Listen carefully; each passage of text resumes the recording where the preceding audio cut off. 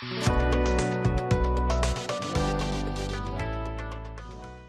मसीह के ज़िंदा और जलाली नाम में आप सबको सलाम। मेरा नाम फैरी शर्जील है और खुदावंद के कलाम में से मैं आज आपके सामने चौथा कलमा पेश करूँगी।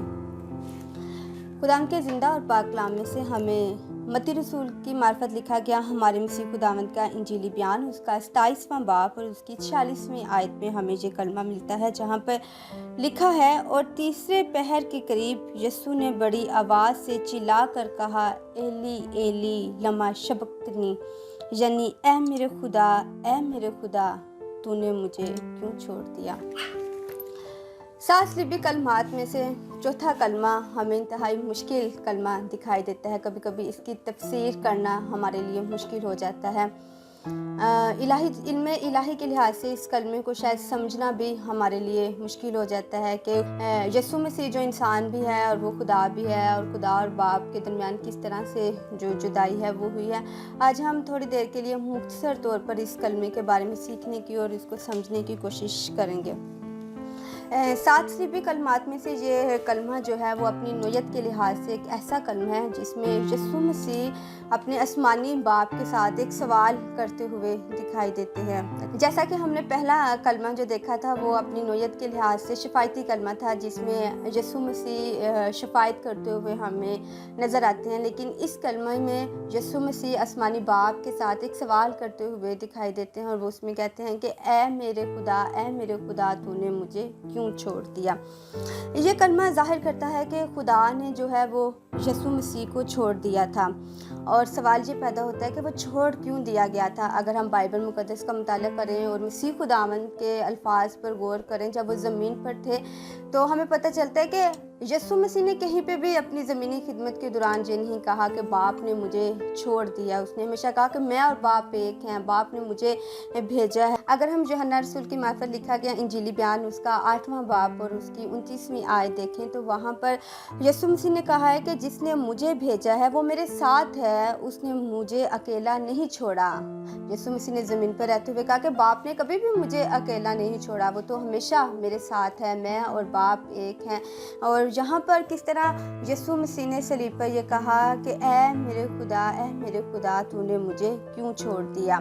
सलीब पर बाप और बेटे की अलहदगी को जब हम देखते हैं तो ये एक भेद है जिसको शायद समझना हमारे लिए मुश्किल है। ये कलमा एक इलाही भेद है जिसका हमें इल्म नहीं है, लेकिन मसीह के इस अल्फाज से हमें पता चलता है कि ऐसा हुआ कि बाप ने उसे छोड़ दिया। आज हम 3 बातें सीखेंगे कि वो क्यों छोड़ दिया गया। सबसे पहली बात जो है वो गुनाह है। हमारे गुनाहों को उठाने के लिए वो छोड़ दिया गया। बाइबल मुक़द्दस हमें बताती है कि जब कभी लोगों ने गुनाह किया, खुदा के ख़िलाफ़ उन्होंने गुनाह किया, तो खुदा ने जो है वो उनको छोड़ दिया था। बाइबल मुक़द्दस में से मैं चंद हवाला जात आपके सामने रखूँगी जिन्हें आप पढ़ सकते हैं, और जिनको पढ़ने के बाद आप देख सकते हैं कि कैसे गुनाह की वजह से खुदा ने लोगों को छोड़ दिया।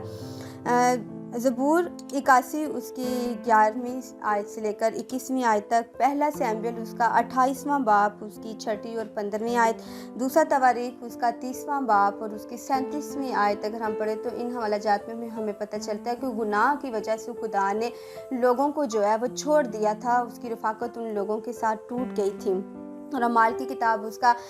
7वां बाब और उसकी 42वीं आयत में लिखा है कि जब बनी इसराइल ने बछड़ा बनाया और बुत की कुर्बानी चढ़ाई, तो लिखा है कि खुदा ने अपना मुंह मोड़कर उन्हें छोड़ दिया। तो गुनाह जो है वो खुदा के साथ इनसे जुदाई का सबब बनता है। जब यीशु मसीह पर हमारे गुनाह लाद दिए गए, जब उसने हमारे गुनाहों को अपने ऊपर उठा लिया, तो वो गुनाह बाप और बेटे के दरमियान जुदाई का बाइस बना। हमारे गुनाहों के सबब से वो जो है वो छोड़ दिया गया। दूसरी वजह जिसके लिए वो छोड़ा गया वो खुदा का इंसाफ का तकाजा है। खुदा ने अपने इंसाफ के तकाजे को पूरा करने के लिए बेटे को छोड़ दिया, क्योंकि बहुत ज़रूरी था कि वो गुनाहगार इंसान के लिए अपनी जान का कफ़ारा दे, और खुदा नहीं चाहता था कि वो इस कफ़ारे को जो है वो पूरा ना करे। इस कफ़ारे को पूरा करने के लिए बाप ने अदल की खातिर जो है, इंसाफ के तकाजे को पूरा करने की खातिर जो है वो अपने बेटे को छोड़ दिया, ताकि वो गुनाहगार इंसान की सज़ा अपने اوپر لے، اور ایسا ہی ہوا کہ اس نے ہماری خاطر جو ہے وہ ان سزاؤں کو اپنے اوپر لیا۔ یسایہ 53 باب جو ہے وہ ہم اس بات کو بڑی خوبصورتی کے ساتھ بیان کرتا ہے کہ کس طرح ہمارے گناہوں کے لیے وہ کچلا گیا، اس پہ سیاست کی گئی، وہ لعن طعن کیا گیا، وہ گائل کیا گیا، اس کو مارا گیا، اور اس نے ان ساری سزاؤں کو جو ہے وہ برداشت کیا تاکہ اس کے وسیلے سے ہم جو ہے وہ اپنے گناہوں سے معافی پا سکیں، ہمارے گناہوں کا جو ہے وہ کفارہ ہو سکے۔ تو باپ نے اپنے عدل کا تقاضے کو پورا کرنے کے لیے اس کو چھوڑ دیا تاکہ انسان جو ہے وہ مکمل طور پر اپنے گناہوں سے معافی پا سکے اور خدا کے ساتھ اس کی ابدی رفاقت بحال ہو سکے۔ مسیح خداوند نے اس رفاقت کو ہم جانتے ہیں کہ جب آدم نے گناہ کیا تھا تو وہ بھی خدا کی حضوری سے نکال دیا گیا تھا، خدا نے اس کو بھی اپنی حضوری سے نکال دیا تھا، اس کی خدا کے ساتھ رفاقت جو ہے وہ ٹوٹ گئی تھی۔ یسوع مسیح نے جب ہمارے گناہوں کو اپنے اوپر لیا تو اس نے اس ٹوٹی ہوئی رفاقت کو بحال کرنے کے لیے پہلے اس نے بھی خدا کے ساتھ اپنی اس رفاقت کو، اس جدائی کا جو ہے وہ تجربہ کیا تاکہ انسان دوبارہ پھر سے خدا کے ساتھ ابدی رفاقت میں بحال ہو سکے۔ تو اس ابدی رفاقت کو بحال کرنے کے لیے بھی بیٹا جو ہے وہ باپ کے ساتھ اس کو اس جدائی کو جو ہے وہ تھوڑی دیر کے لیے سہنا پڑا، برداشت کرنا پڑا، اور اس لیے اس نے جب ان سارے گناہوں کو اپنے اوپر لیا اور اس نے دیکھا کہ وہ انسان کے جب سارے گناہ، جہاں کے گناہ اس کے اوپر لا دیے گئے، تو پھر اس نے کہا کہ اے میرے خدا تو نے مجھے کیوں چھوڑ دیا۔ اور تیسری بات جو ہے وہ خدا کی پاکیزگی ہے۔ بائبل مقدس ہمیں بتاتی ہے کہ خدا پاک ہے اور اس کی آنکھ جو ہے وہ گناہ کو دیکھ نہیں سکتی، اور جب انسان کی ساری بدیاں، ساری بدکاریاں، سارے گناہ اس پر لاد دیے گئے، ایک بے عیب برے کے اوپر لاد دیے گئے، تو اس پاکیزگی کو اس پاکیزگی کا یہ تقاضا تھا کہ خدا گناہ کو نہیں دیکھ سکتا۔ تو جب یسوع مسیح جو بالکل بے گناہ تھا وہ ہمیں راست باز ٹھہرانے کے لیے گناہ گار ٹھہرا دیا گیا، اور اس کے اوپر جب ہمارے گناہوں کو لاد دیا گیا تو خدا کی پاک ذات جو ہے وہ اس کو دیکھ نہ سکی، اور وہاں پر بیٹے نے اس جدائی کو جو ہے وہ محسوس کیا، اور اس نے کہا کہ اے میرے خدا تو نے مجھے کیوں چھوڑ دیا۔ بائبل مقدس ہمیں بتاتی ہے کہ باپ اور بیٹے کی یہ جدائی جو تھوڑی دیر کے لیے وہ کیوں تھی، کیوں مسیح نے اس سزا کو جو ہے وہ اپنے اوپر لیا، کیوں وہ بے عیب برا جو گناہ سے واقف نہ تھا اس کو ہمارے لیے گناہ گار ٹھہرایا گیا، اسے ہمارے لیے مجرم ٹھہرایا گیا، تاکہ ہم جو راست باز نہیں تھے ہم راست باز ٹھہرائے جا سکیں، تاکہ ہم اس کے کفارے کے وسیلے سے خدا کے ساتھ ابدی رفاقت کو پا سکیں۔ تو آج مسیح کی یہ قربانی، اس کی یہ جدائی جو اس نے ہمارے لیے سہی، یہ ہمارے لیے کیسے فائدہ مند ہو سکتی ہے۔ آئیے بائبل مقدس میں سے ہم ایک حوالہ دیکھیں گے۔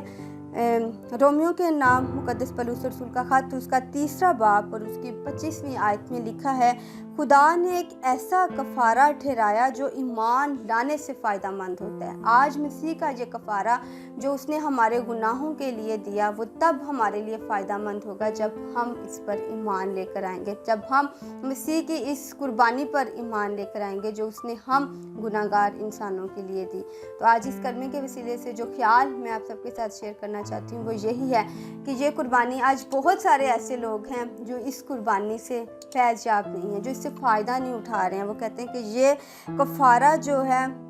وہ ایمان لانے سے فائدہ مند ہوتا ہے، اس پر ایمان رکھنے کے وسیلے سے ہم خدا کے ساتھ جو ہماری رفاقت ٹوٹ گئی تھی وہ ابدی رفاقت میں ہم داخل ہو سکتے ہیں۔ تو آج اگر ہم خود اس ابدی رفاقت سے محروم ہیں تو ضرور ہے کہ ہم اس کفارہ پر ایمان لائیں۔ اگر ہم اس پر ایمان لا چکے ہیں تو ہم ان لوگوں کو اس کے بارے میں بتائیں جو مسیح سے دور ہیں، جو ابھی تک خدا کی ابدی رفاقت سے محروم ہیں، تاکہ وہ بھی یسوع مسیح پر ایمان لانے کے وسیلے سے ابدی رفاقت پا سکیں۔ خداوند اس خیال کے وسیلے سے ہم سب کو برکت دے۔ Thank you.